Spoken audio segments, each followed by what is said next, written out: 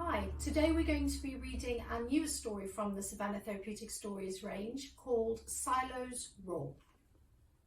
There once was a little lion cub called Silo, and more than anything he loved to play. He loved playing all sorts of games like tag, hide and seek, football and cricket.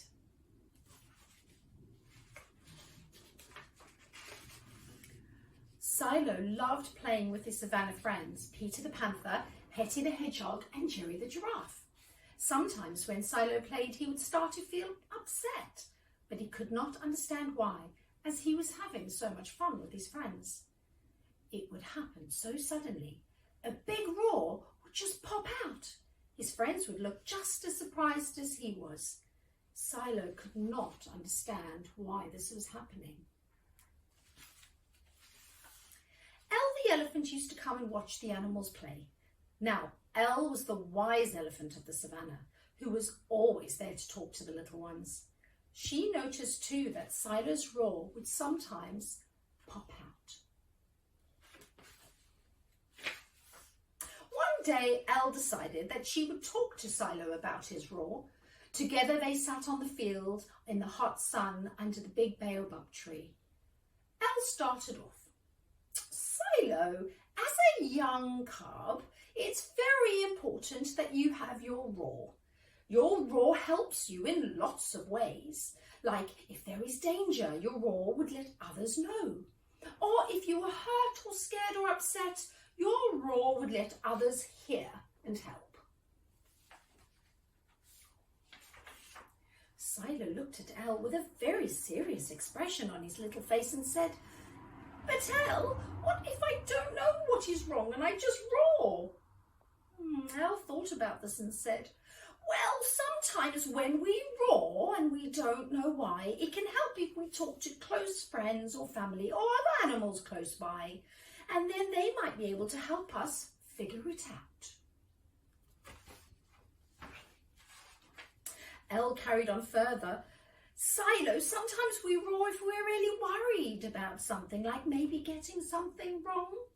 Silo nodded and said, "Sometimes, Elle, I do worry that I might get things wrong in the game." Said Elle, "That is a tricky one, Silo. What do you think would happen if you got something wrong?" Silo thought for a moment, and then, as if a dam burst, he started reeling off all the worries he had about getting things wrong, like being out of the game or his friends laughing at him. Elle and Silo carried on talking about all the worries he had.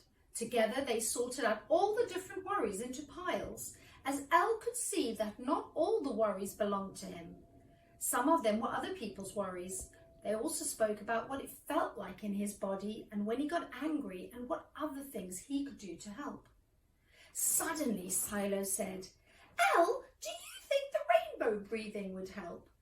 "Wow, Silo, I'm so impressed you remember the rainbow breathing." "Yes," he said excitedly, "I remember it well. You take in a deep breath through your nose, imagining the colours of the rainbow, you hold it in, and then you let out all the yucky colours you don't like slowly through your mouth."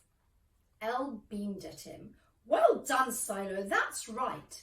Suddenly Silo jumped up and shouted, "Thanks, Elle." He waved goodbye and ran back to his friends to play. The following day dawned bright and early. Silo and his friends were playing cricket and it was his turn to bat.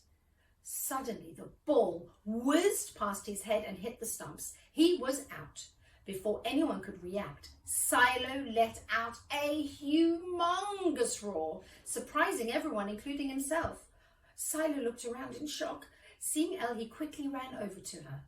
"Silo," she said, "I think you roared because you were disappointed that you got bowled out and you wouldn't be able to bat the rest of the game." Silo looked surprised and nodded. Elle gave him a big hug and said, "It's okay to be disappointed. Things don't always go the way we want them to, and that's okay." Just then, Jerry the giraffe came bounding over and called Silo to come back as he needed him to field.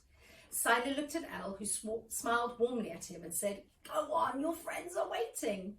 Silo ran back to his friends and they continued playing till the sun went down. Thank you for listening.